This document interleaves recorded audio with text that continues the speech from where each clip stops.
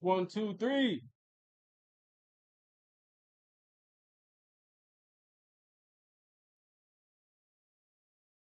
Hello, hello.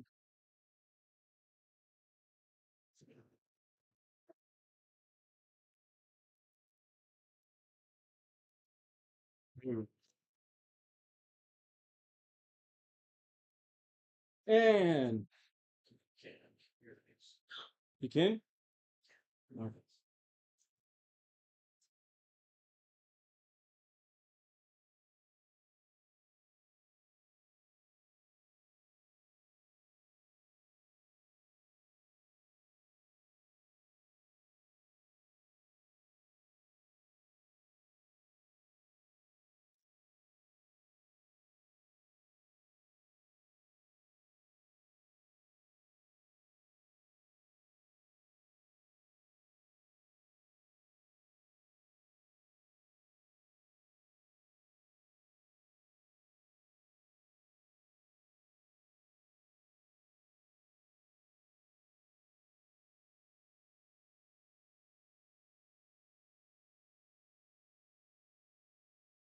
Sober Talk with Brother Brandon, the Raging Cajun.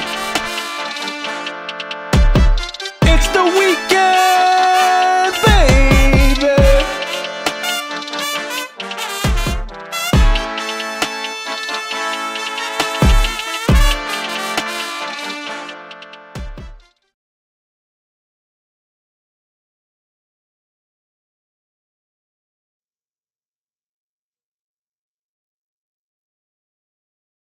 Huh? We're good. I just played the song. No, we're live? Yeah.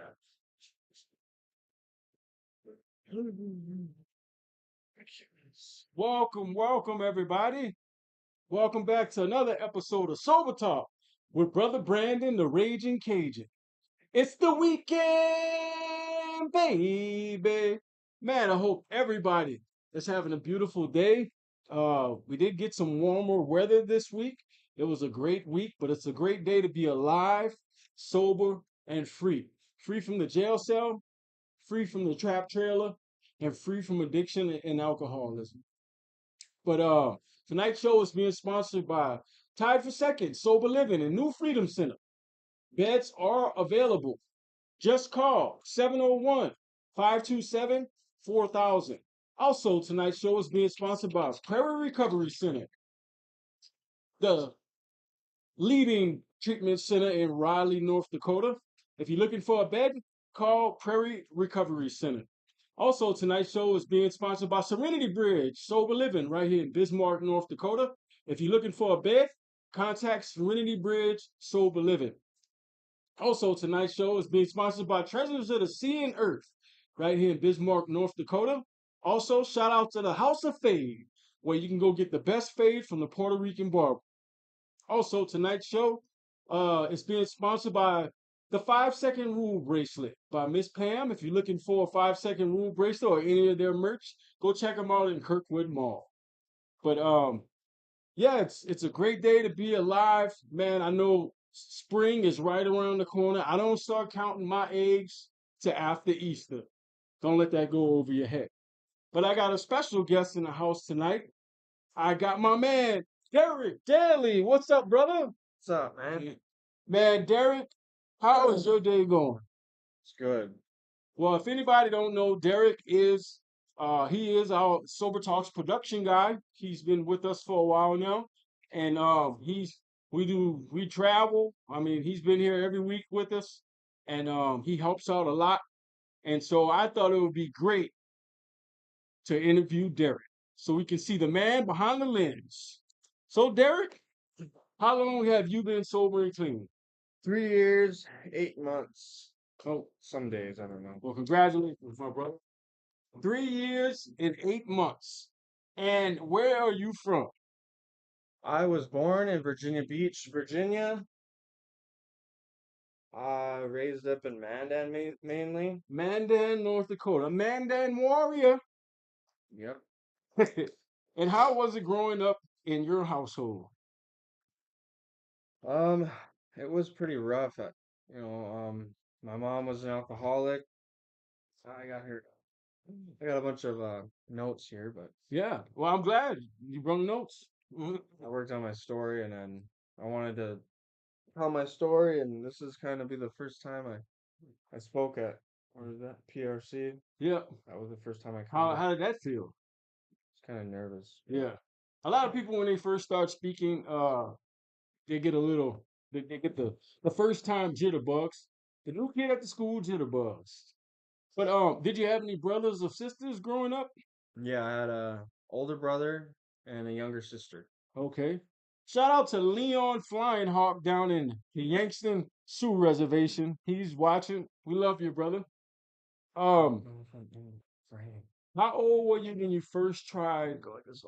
Hold up. We he wants to fix his frame. Okay. I won't have to check my phone, but Okay. can kind of I see got me. a visual for us right here. Oh, there we go. Um, Nice. how old were you when you first tried drugs and alcohol? Um, I Well, I was born in Virginia Beach. My mom had kind of like, I don't know, maybe probably a one night stand when I was, Virginia Beach is fun. yeah, I was born November 18th and 1992. Hmm. My aunt was married, my uncle, he was in the Navy, so that's why they were down there. Yep, big And, Navy town. hmm Norfolk, Chesapeake, the whole Newport News, the whole area. So then we moved to North Dakota, I think around 95. When I was around three or something. When I was 4 years old, my dad died. He fell out of a tree and broke his neck. What was he doing in the tree? I guess he was maybe getting a football out of a tree. The story goes. It I was a don't really. bad day, huh? Yeah, I don't really know. I saw a picture. Was his name Derek? Oh, his name was Arthur. Arthur. Okay. Arts, they called him. And yeah, I seen a picture of him for the first time when I was like 24, which was like, it's kind of rough going through your whole life not Right. knowing anything. Yep. So I never met my dad at all. Yep. yeah, my whole family tree on that side is just a big question mark. I kind of reached out. I reached out to people named with the last name of Davenport when I was. That sounds like a Navy name. It does. Sergeant Davenport. Mhm. And I reached out to relatives and then I got a picture like a picture of a picture of him. And Mhm. yeah, I don't know. I have age 6 through 12 kind of just skipped. But my mom was an alcoholic. Mhm. She was in and out of prison. She got a few DUIs with me and my sister in the car. How do So you know she was an alcoholic? the DUIs, and Mhm. she would keep me home from school. Like, not when she would just not go to. Yeah, she would keep me home from school, and uh, so she went to prison a couple times, and me and my sister we went to into my aunt's custody, and then we had a I had an opportunity to choose where I wanted to live when I was like older. I was older, probably like about 9, 10 years old, and so obviously, Sister? yeah. So I chose to live with her, and it You- wasn't good. With your mom? Yeah, it wasn't. It was she was still drinking and stuff, and so my grandpa and my aunt were constantly trying to get a case against her for it was social services and stuff, And and where did your grandpa and aunt live? they lived in Mandan too. Okay. Yeah. So and then she got in trouble again, and then we went back with them, and she got out and got custody of us again, and that was when I was around 13 years old, and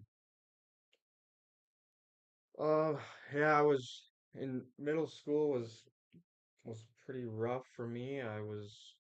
My mom was with some guy, and we had moved to Bismarck for like from the 6th grade to 7th grade that summer.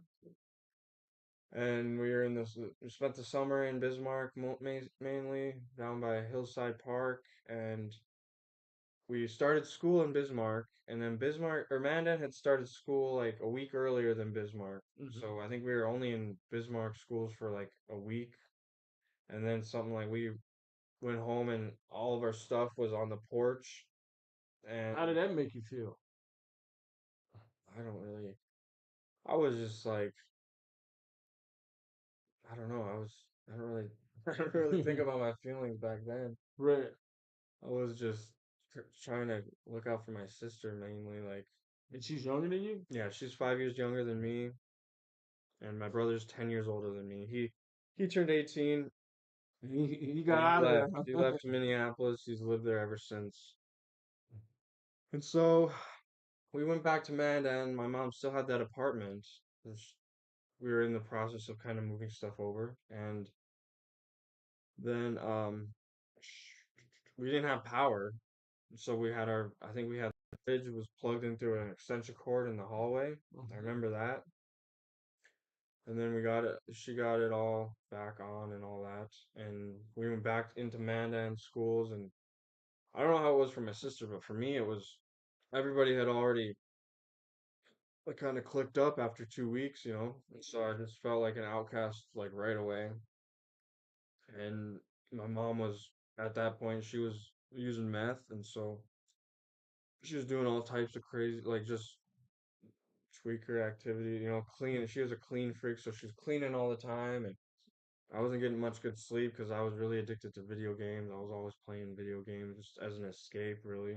Right. Listening to music and playing video games and watching TV and movies and just never thinking about life. And Did your aunt or your grandparents, did they ever go to church or anything? yeah, well, we grew up as a different denomination. It was weird. It was like um, I'd say like a Jewish, almost like a Jewish Yeah. Christianity denomination. Y'all ate a lot of olives and stuff. Oh, we definitely ate olives. Olives were, I don't know what that has to do with anything, but I remember olives for sure. But no, it was like we didn't eat pork and we didn't celebrate Christmas or Easter or Halloween.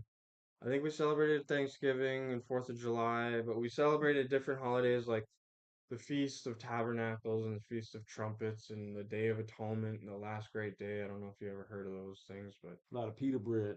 yeah, there was a point where it was called the Feast of Days of Unleavened Bread, where you had to clean your whole house out of all yeast, and you could only eat like these little tiny little thin Yeah. crackers. Yeah. They were like I don't even know where to find those things, but they were Right. not good.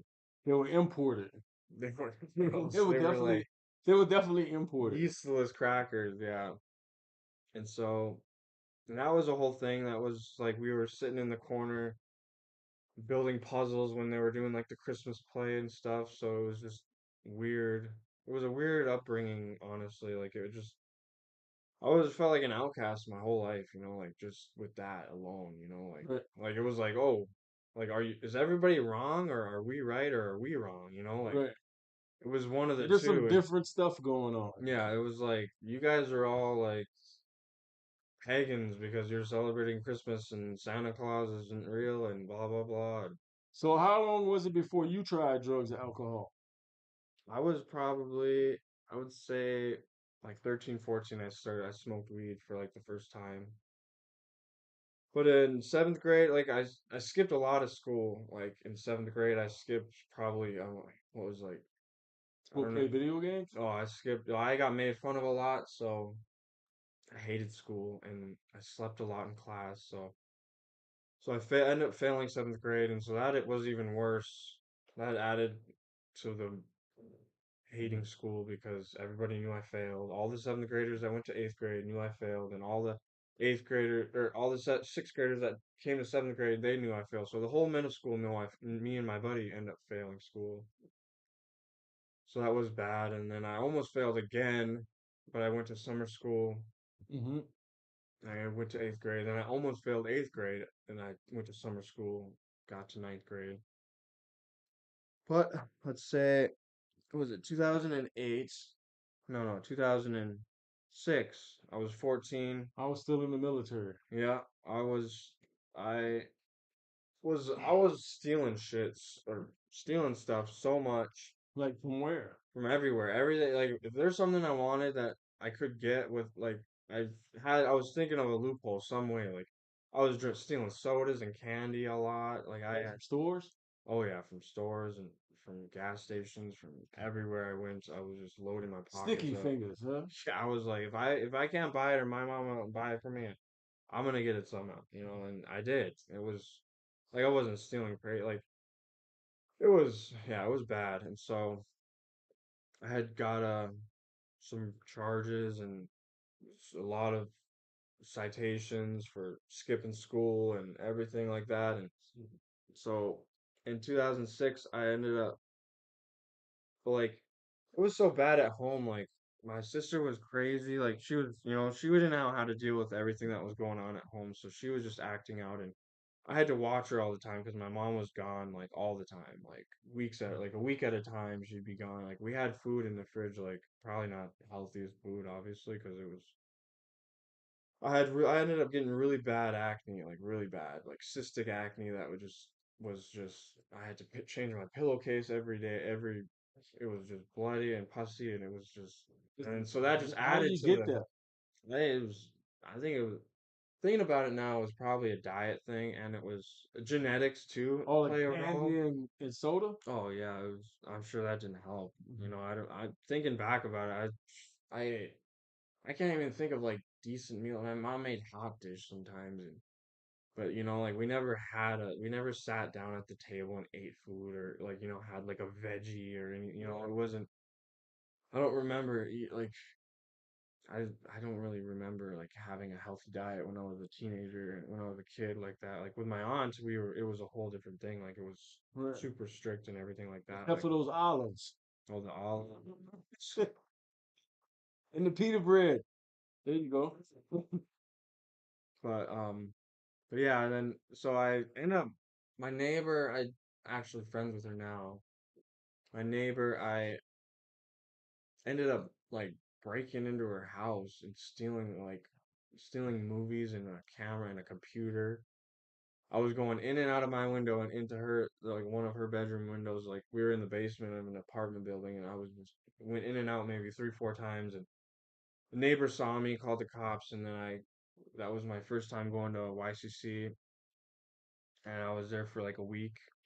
And then I went to Charles Hall, which is like a group home. So I was in Bismarck at that point, going to Simile. Mhm. And it was crazy because I Still was, living in the group home? yeah, I Yeah. was the group home going to Simile, and then like my mom ended up making friends with her. Her name's Steph, and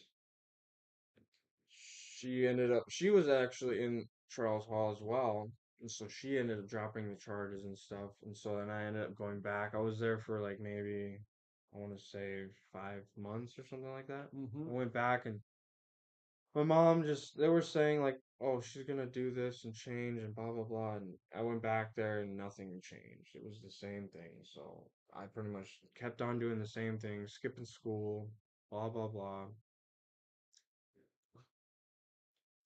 Almost failed and went to summer school. That's when I started smoking weed, I'd say the summer of 8th grade. And then I was on DJS because went on probation, and then I was on DJS, which is like, it's like pretty much parole almost. Like it's more strict as of probation for kids. And then I was smoking weed, and my mom ended up telling on me Hmm. because I had like a tracker, like a person that was not my DJS worker, that was a tracker that would like track me down or something.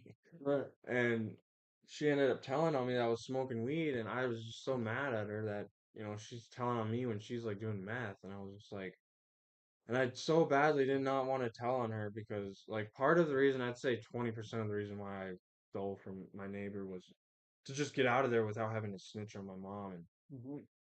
so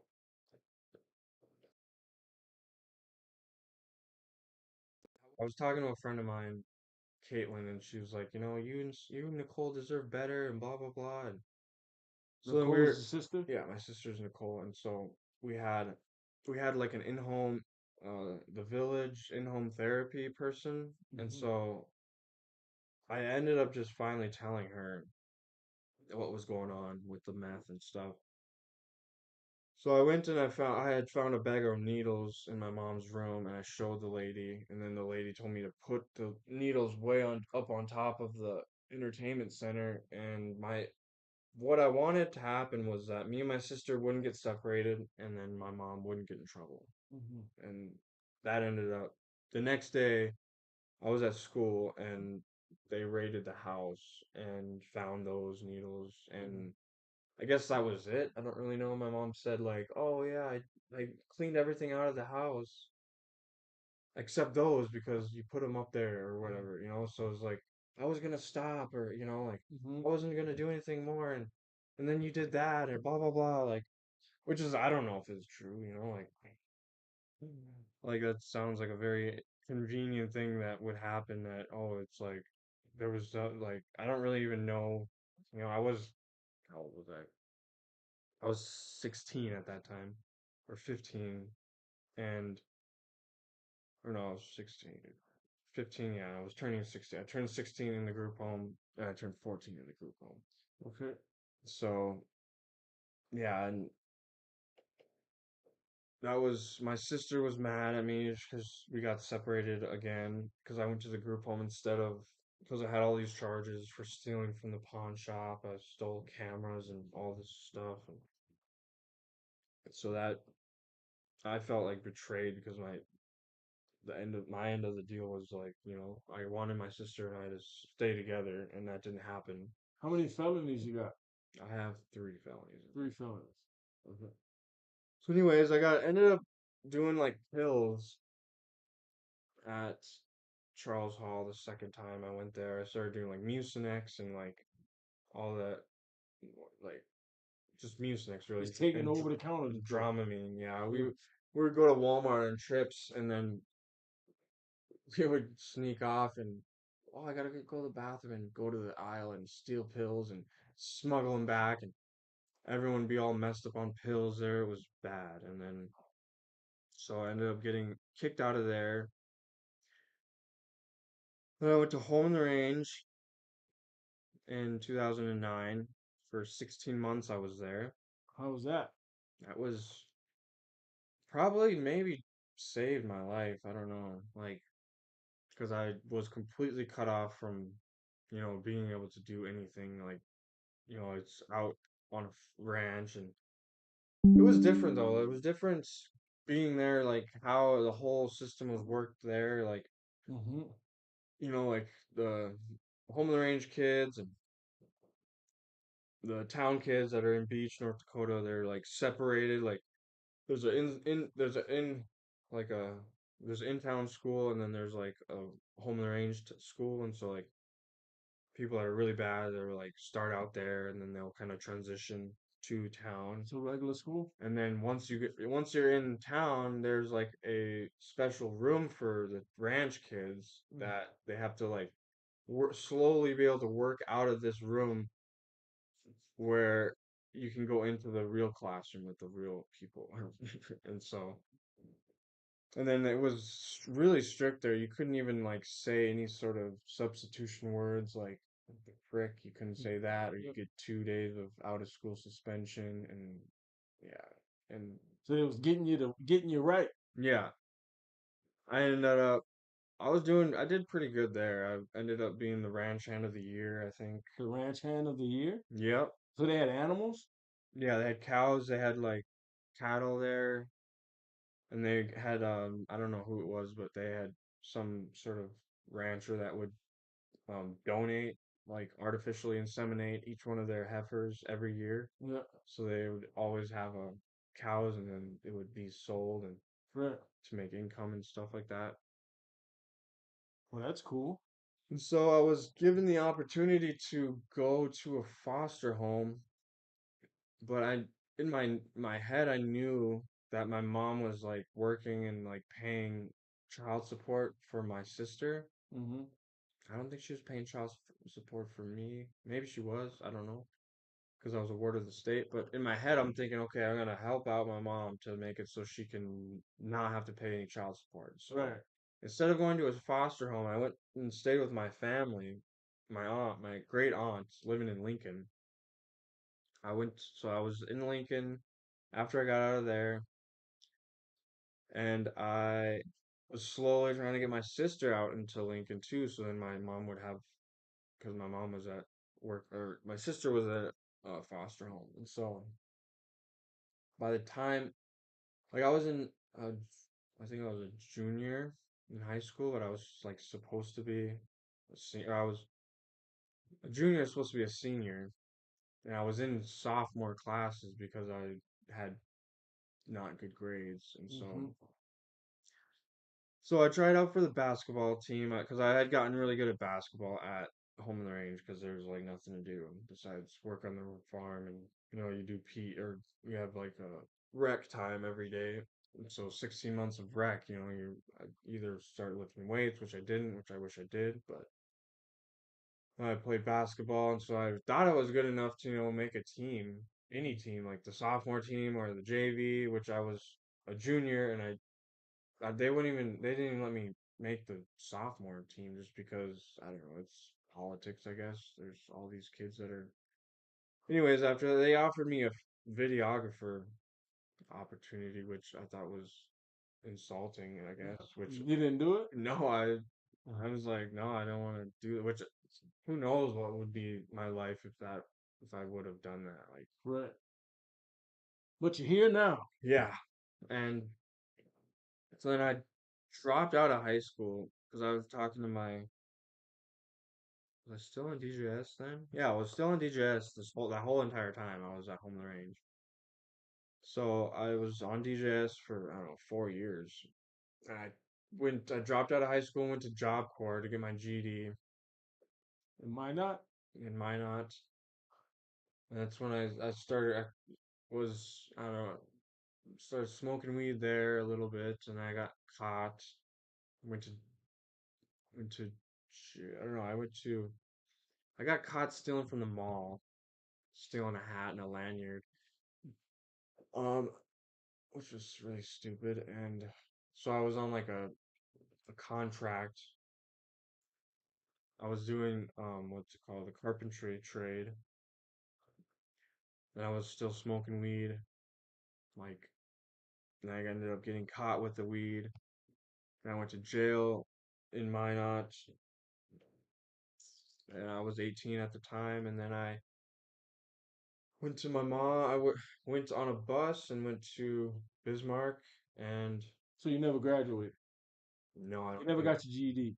I got my GD, but I didn't get my trade certification, and I didn't get my license. I got my permit, but I never got my license. And I ended up not even trying to get my license at all. Like I was living in my mom's house, and of course, same stuff was going on with her, doing math and stuff. And so I was just working at I don't know, I don't have that in my notes, but I was working. I think, oh yeah, I got a job at Big Boy because it was In the window? right on 22nd Street. I was working the speaker mainly, I'd say. Or it used to be at a different spot, big boy? No, it was right on 22nd. My mom lived on 22nd Street in Rosser, and then Mhm. Big Boy is right down Yeah. there. And I worked there for a while, and I was just smoking weed and working there. And um, Did you start using meth? no, I started when I was 20 and a half, I'd say I started smoking meth with. Well, I moved out of my mom's house to this little a friend's house. That's when I was really started smoking weed, and then I moved back to my mom's, and then I moved. I was in my mom's house for a while, and I was getting ripped off by whoever I was getting meth from, and that's when I started getting meth from my mom, and I wasn't getting ripped off anymore, and so it just increased my usage, and So now y'all both using. yeah, and it was like when I started using, I was just like it gave me so much ambition, like to just I wanted to do something. Me and my buddy were playing video games a lot, but I started kind of dabbling in music. Like I had I met a guy when I was at the other house. I met a guy that was making music, and he introduced me to making music, and so I was trying to come up with something that was gonna get me out of poverty, and thought I could conquer the world when I was high, like Yeah. just Meth dreams. yeah, meth and meth ambition for Mhm. sure. And then there was a moment where it was around Halloween. I'd say I was 21, and I took acid, went to a Halloween party, and it was a crazy experience. Like I always thought I saw the door to heaven, and I thought when I seen that door, I was like, man, like go through that door, and you're like nothing is, no more breakfast, no more, nothing from this world is gonna be beyond that door. And It was just so a broom closet. no, it was a room that we were previously in, and it was well, it was, and my experience was real. Like Yeah. it was a bedroom, and it was everybody there before I was like freaked out like and left. Everyone was there that I ever met, Right. and I was standing there, and everybody was walking around Mm-hmm. in a single file line, like trying to like kind of as they walk past me, they're like, come on, let's go. It's time to go, man. It's ready. It's Yes. this is the end and blah blah blah. And I was just so confused. I was standing there like, what's going on? And I tried to leave, and they all just like kind of flooded the door, so I couldn't leave. I don't know if this even really happened, honestly. Right. And I was like, you guys. I was like, you guys, I'm good. I'm good. Yeah. I'm okay. And then I went and sat on the stoop for a bit, and everyone like people came and checked on me, blah blah blah, and then went back It and probably was real people checking on you though. yeah. And I went back inside, and there was like barely anyone in there in the whole house, and there was like probably 100, at least 100 people there before. And I went back inside, and there was nobody there. And I walked through the kitchen, I went around in the living room, and I went and looked in the hall. I seen two people I knew. They were kind of like they were looking like how I felt, like super confused, and they're like they were in the same kind of like, oh, we're like not sure about this either. And I kind of looked around the corner, and I seen that door, and it was glowing from all the cracks. Yep. And then I heard a knocking on the other side, like a very just. And then when I heard that knocking, I was just like, I was like, I can't go. I gotta.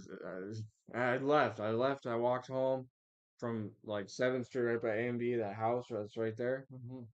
I walked all the way home, and I went to sleep. And then, yeah, I think I It worked was the next it was day. trippy, huh? Oh, it changed my life. Like the next 5 years after that was just like, I was dive into like the Illuminati and the devil and in the music industry and all this, the lyrics of all the music, and it was just everything spoke to that Right. was just like people that had sold their souls. And LSD opened up something in your brain. I don't know, man. It wasn't not good, but anyways, I was at my mom's house. This was 2014, and I was in my mom's house had gotten raided. Like, While you was there? well, yeah, I was okay. I was there. It was the night before, right? My mom calls me, and she said, I got arrested, blah blah blah, and like she just said, stay up. And in my mind at the time was like, she's like, oh, I took that as code for something because she was on a jail phone. I was like, that must be code for because I can stay up. I don't have no drugs. Like, how am I gonna stay up all night?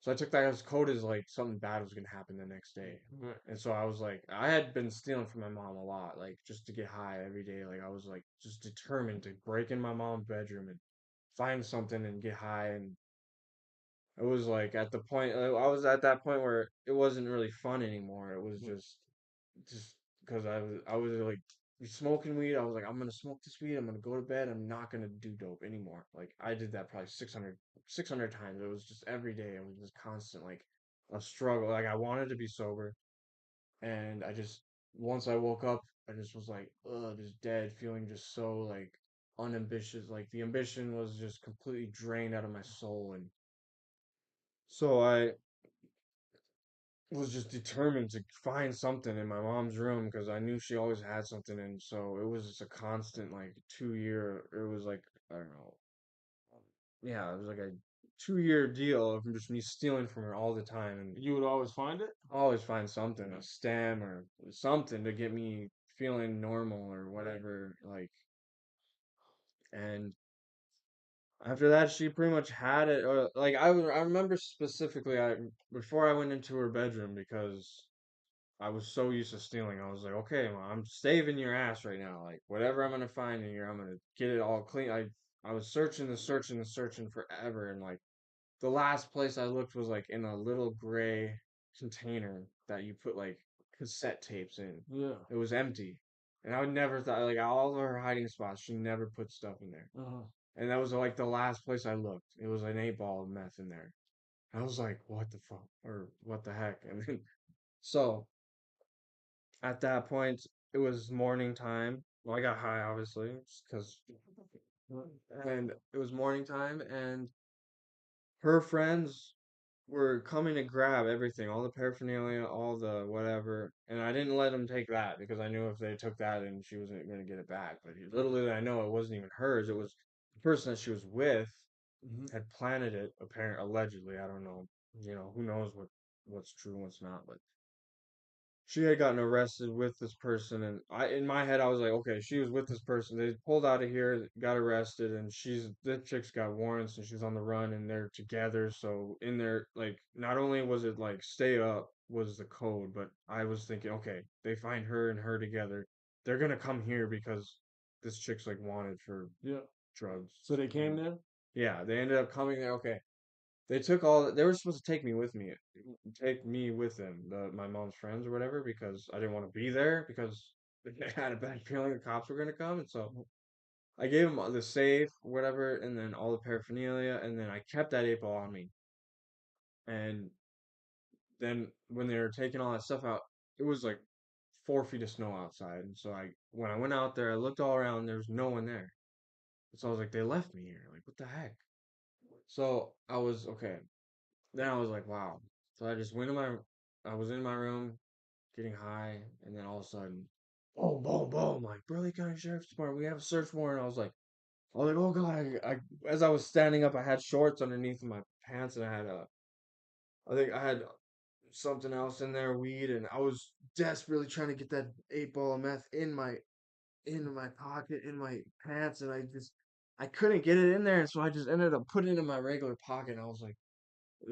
As I was leaving my bedroom, I was coming out and I was doing that, trying to get that in there. I just was like, I couldn't, and I put it in my regular pocket.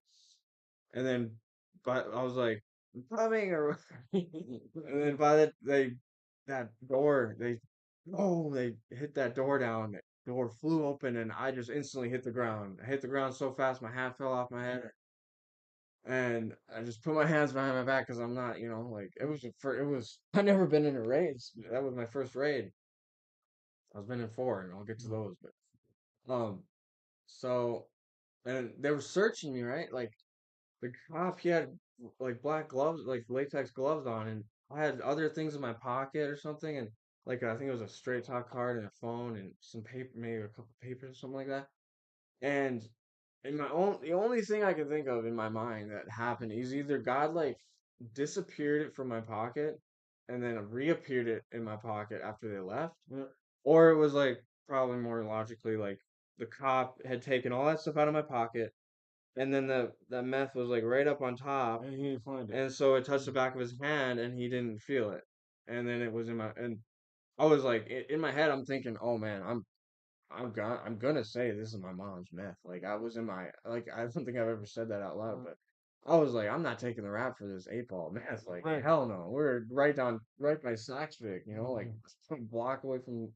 I was like, heck no. And so, but they never found it. And so they did the whole search. They blah blah blah, and they left me there. And then I was like, it was kind of like surreal. I was like, did that just happen? Like, oh my gosh. And so. So they came, searched the place, and then they left you go? Yeah, they let me stay there because they weren't looking for me, and then they didn't find it. And then second they were gone, I locked the door. Oh, what was left of the door? Mhm. I went in my pocket and there it was. I was like, "There's no way that just happened." Mhm. Oh my gosh! Like, there's no way they didn't just find that in my pocket. Like, So then you got high again? yeah, Because I know that blew you high. Oh yeah, that was crazy. So then after that, my mom got out and I was like stuck there for it was so cold. I was stuck there. I was just eating up everything and yeah, it was I ended up not living there. I was sleeping in the garage at the time. After that, I remember, I can't remember. I remember it was my birthday. I remember in the garage, my feet were so numb from the cold that I got up, or I think it was one of my, I got up and almost broke my damn ankles because there was no control. It was completely either frozen or sleep. And I went in and inside the house and I don't know, I ended up moving over to Mandan. I was with this lady in a trailer park in El Rancho, Uh-huh.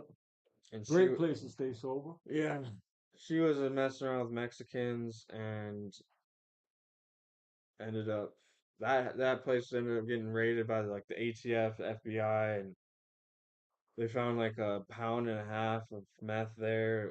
That was crazy. I went to jail, got out of jail, and I was staying with oh man, all the details. There's so much, but I was involved with some chick, and I was staying at this house, and I ended up someone came in and for someone to go make some money, like, and this chick, I was like, "You want me to go?" And she's like, "Yeah, go make some money," and blah blah blah. And I was like, "Okay," and just went along with this guy. And this guy was with these two black dudes, and they had little did I know it was a check cashing scheme, and so we went from there to Arby's right by on State Street, Uh-huh. and I was sitting there, I was kind of, because I wasn't trying to break any laws. Like, Right. I was stealing shit, but I wasn't trying to get no felonies, Like, Right. I was still stealing, like, whatever from Hobby Lobby and all this for this chick mainly. But, Yeah. um, they were saying, "Oh, we're at Arby's. It's our Arby's our sponsor, like Arby's sponsors us or something." But little did I know they were meeting people in the bathroom. They had taken pictures of our IDs, sent it to people with a typewriter with stolen checks, Uh-huh. taking the stolen checks and typing out our name on these stolen checks with X amount of dollars. And so then we were going to catch these checks. And that first day I made, I don't know, like $150 or something. I gave him, I still, oh my gosh. I owe a lot of money from that still, which is, I don't like to think about it because, anyways, I got, I went that second day too. I went with them. And after a while, I just kind of figured out it was a scam because the guy he was kind of like he was going like this, like or like this. I was like, what is going on? Like, why are you not touching it with your fingerprint? I was like, that's got to be the reason why. Yeah.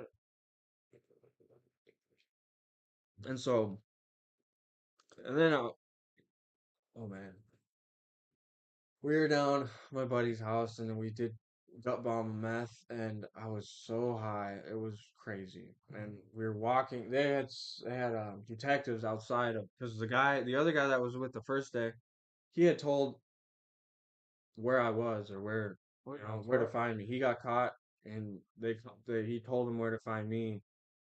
And so they were sitting outside of that house. And we showed up. I was so fucked. I was so messed up on that. And we went in and they knocked at the door. They said, Derek is here. We saw him go in. If he doesn't come out, we're coming in. And then, so I was just so messed up. It was ridiculous. And so I was outside of the house they were trying to get me to say where I went or like what places I went, where I went. I was just out of my mind oh my gosh, it was crazy. And then ended up going to jail. Oh, it was, Bad situation, yeah. yeah, that was my first felony. I got a deferred imposition So it was for fraud, bad for checks. conspiracy to commit theft. Yeah, and so I was on deferred imposition, and couldn't stay sober, messed it up, ended up getting revoked. So I had a felony on my record, and I was on just probation, still couldn't stay sober, got revoked. Second time you get revoked, maybe get a third chance, but so I went to prison. And how long you was in there? Prison for the first time, 2016. I was in 10 weeks in orientation, and then I did 100 days in Tompkins. Then I went to, where did I go?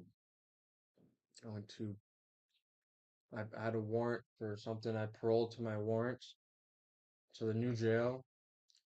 Then I went to BTC, and then I went to Center. I went to BTC for a month, and I was at Center for 4 months. Then I rolled out to my buddy's house, and he was having me pay like 250 in rent, which was really nice.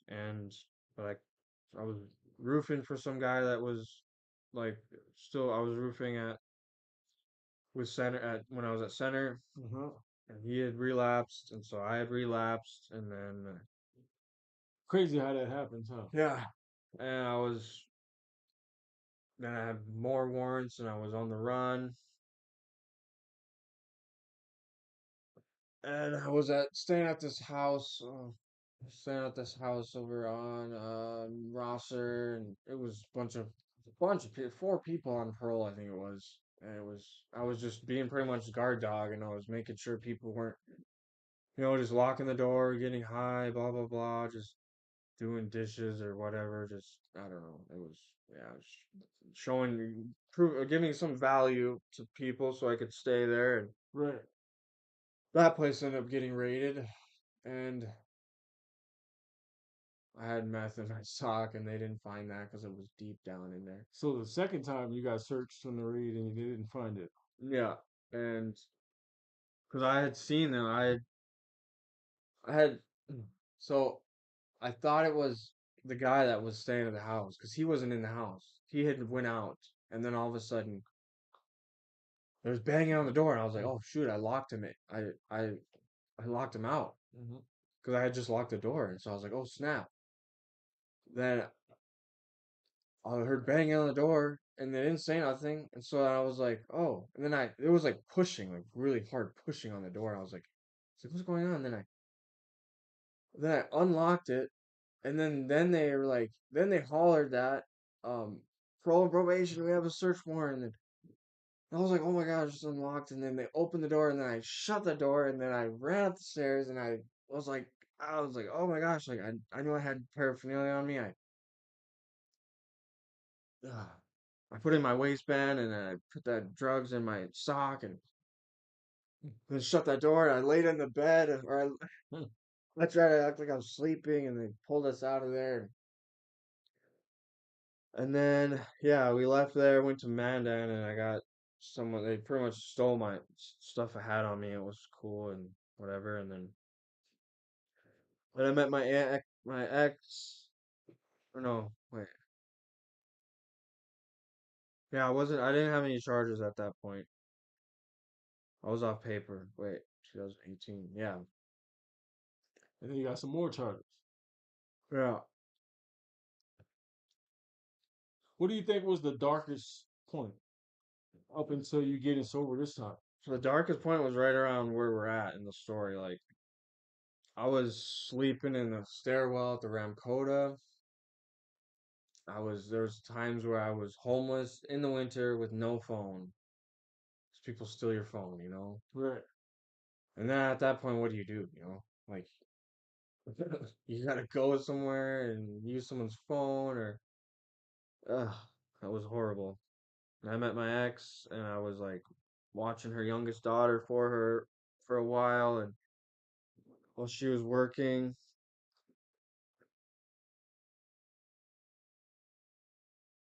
I was on probation, I think, again, and I got, I don't know how I got on probation then. You was on probation and then what happened? Um, I wasn't checking in, and so I went to BTC for, um, to intermediate measures, and then I got kicked out of there because I couldn't find a job. I had a job at Missouri, or what's it called?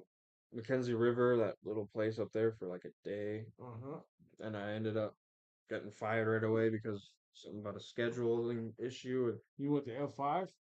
Yeah, I was at F. I got kicked out of BTC for not having a job, and because I was just focusing on treatment mainly, and I was doing good in treatment. And there was Right. a time you miss 3 treatments and you get kicked out of treatment, and I was missed one because I had smoked weed and failed the UA, so I missed that very first treatment. Then I was sick, then I was sick and I didn't show up to class. That was my second one, and then I overslept. And that was my third one. I got kicked out. So I got kicked out of there and went to BTC for I don't know. F5 took me in. Shout out to F5 Project. Yeah, the house manager at the time, he got me high, so that was nice. Shout out F5. No, Yeah. it wasn't them, but yeah, that No, was no, but shout out to F5 Project. For real. um yeah, and then I got kicked out of there You got kicked out of F5? for I failed the UA from that. Yeah, that'll happen every time. Yeah. And then you went to Blessed Builders? No, that right around then was my dark times was when I was at this trailer. It was really just a shithole. And Right. so then I ended up going up to Minot, and Minot that was wild. I had warrants, so I was driving this guy around because he couldn't drive or something like that, and had oil money, and so we were just getting high a lot, and it was not good. And then I was back at that trailer again, and I got high. It was 3 in the morning. Got high and went. Me and the dude there went to the gas station, walking down south on Ninth, and there was no cars out at all. And then the red light, like right as we were walking up to the intersection, right north of Herberts and Gerberts, that intersection, the light had turned green, but the walk sign wasn't said no walking because we didn't hit the button. It's 3 in the morning, no cars, Right. so we just crossed. And there's headlights coming at us Right. coming south on Ninth Street, which is a one way. And I was Right. like, dude, this is a cop for sure, dude. And so it was, and they stopped us for jaywalking because legally, At 3 in the morning? yeah, legally, I looked up because I was trying to think, I was like, oh, I'm gonna fight this case because when I was in prison after that, I was looking in the century codes and all that, and legally, you have to wait for the light to turn red, hit the button, wait for it to turn green, and give you a walk sign, which is ridiculous because what are we controlled by robots? We can't Right. just cross the street when there's no traffic. It's ridiculous, but that's the legality of it. And then so the cops were like, what's your? I gave him my brother's name. That was the second time I did that because he lived in Minneapolis, Right. but I'm not 42, or I'm not Right. 10 years. I look like I'm not 32, so Right. yeah. Anyways, like So you got a once charge for once they jaywalking? yeah, well, once they thought I was once I knew they were gonna cuff me, like they obviously looked me up. Once Right. they were like approaching me, I whipped it because I knew I was facing three. Oh, because I had my lawyer. I was on a Zoom call and they said I had 360 days in counting.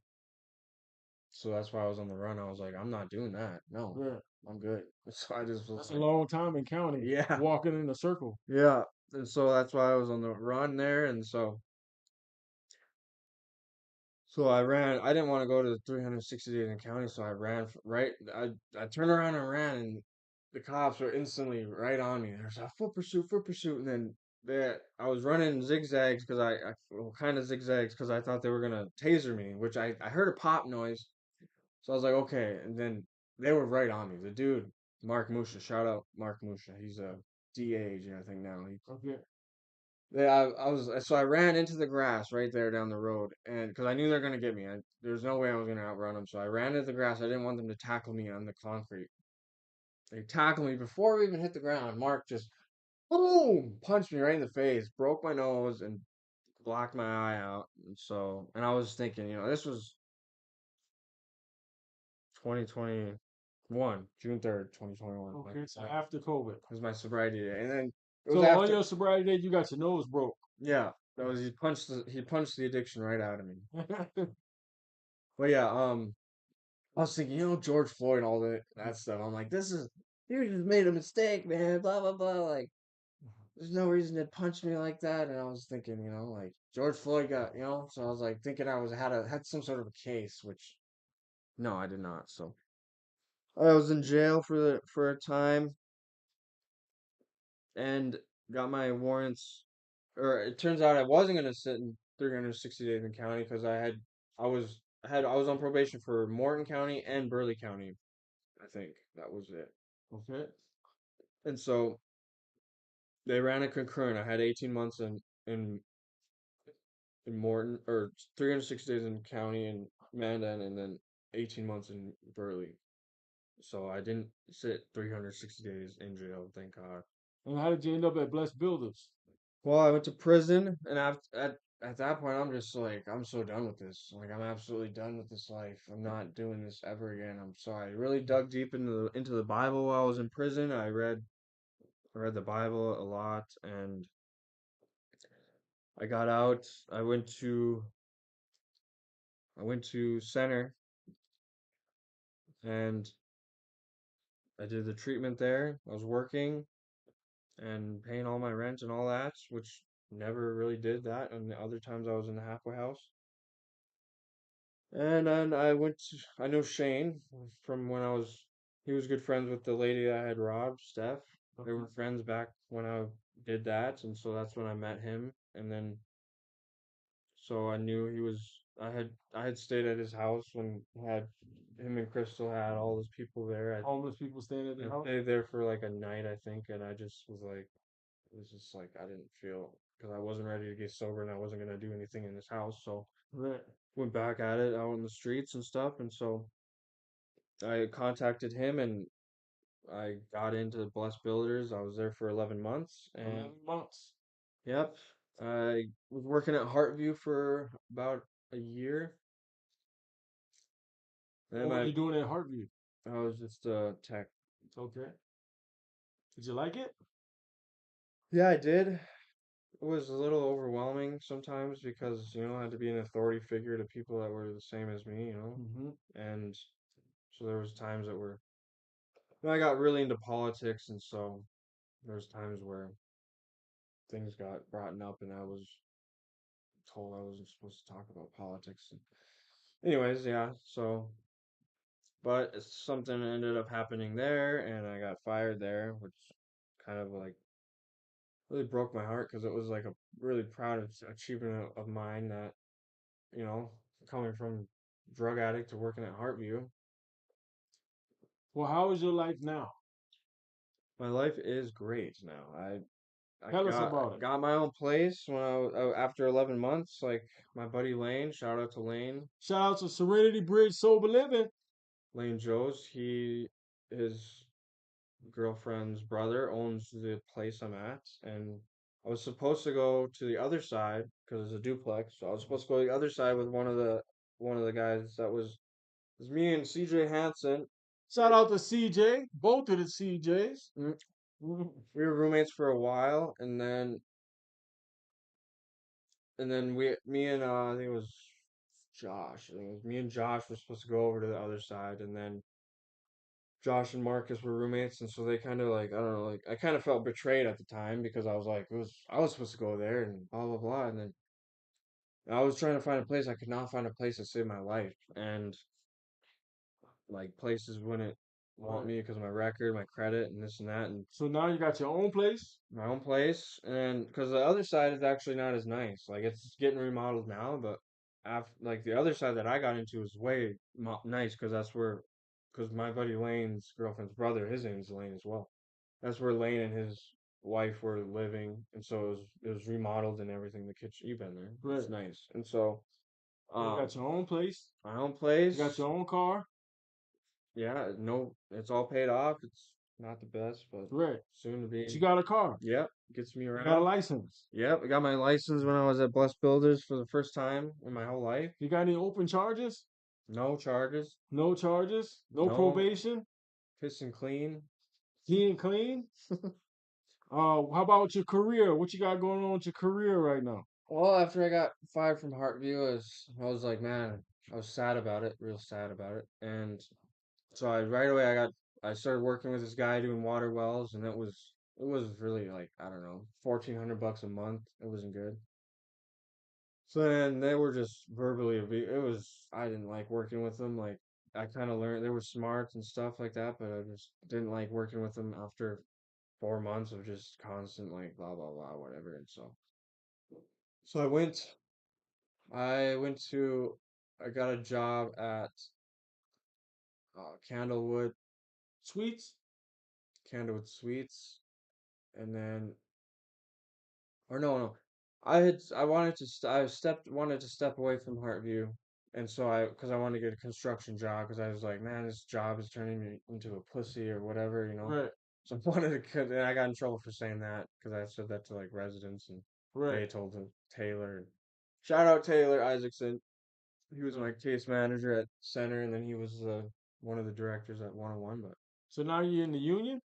yes, I was working at a couple hotels, and then I met some guys at one of the hotels. I tried getting a job with them, had an interview, and was doing heat treatments on wells at the refinery, and they were all telling me, yeah, we got charges, blah blah blah, and sure as heck they didn't want to hire me because my charges were too Yeah. too recent. And so then at that point I was like, I want to I checked in the union, I called the hall, I took the aptitude test, and I got ranked fourth, and then I worked for a couple months still at the hotels and got a call, and then July 1st, 2024, I started at, as an electrician, and now, In the apprenticeship program. yeah, and Wednesday I got sworn in officially. Congratulations, brother. Yeah, man. So you got your own place, you got your own car, got your license, you're not in trouble with the law, and you're in the Electrical Apprentices Union program. Yes, sir. Man, They or IBEW. how does it feel? It feels great. And you volunteer with Sober Talk. Yes, sir. I'm Yep. gonna start my own company teaching people music. Yep. I was Coming looking at your soon. phone. Shout out to myself. Daily Media, I think it's gonna be called, where you can learn things about music. You don't have to know how to play piano to make good sounding music. I made the theme song for Brandon. Yep, we're fixing to play that in just a second. And yeah, I want to maybe incorporate people like learning. You can learn videography. I know quite a bit about cameras and all that, and I just edited a fashion show video, so I really know how to edit now a little bit. And yeah, teach people just as an outlet. Because when I was getting sober, well, the first year when I moved in my house, every day I got home, I was on the computer making beats and or making, I don't know, music. I don't Not necessarily beats, but My mom said, keep it going, Derek. thank you, Denise. And yeah, so I want to start that up because Lane said once he gets an office, he let me have a little space in there. So Shout out to Serenity Bridge Sober Living. now it's Well, Derek Daly, Daily Love, 3 years and 8 months. Congratulations, my brother. yes, Well, sir. thanks for coming and share some of your story with us, your experience, strength, and hope, your testimony. We appreciate it. I want to thank everybody that's watching. Thanks for always supporting Sober Talk. Shout out to Res Recovery. We got to go down there to Porcupine, North Dakota, the Porcupine District for Res Recovery. They had some great speakers. Got to see my boy Bryce Bell. He went and told his story. Um, but it was a great opportunity, some sobriety, some clean gatherings. Um, but more to come with everything.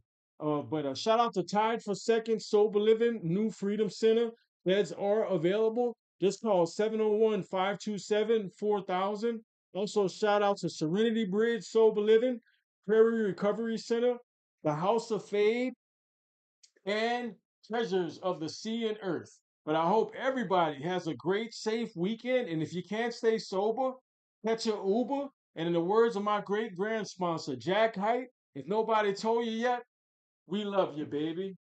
Sober Talk with Brother Brandon, the Raging Cajun. It's the weekend, baby.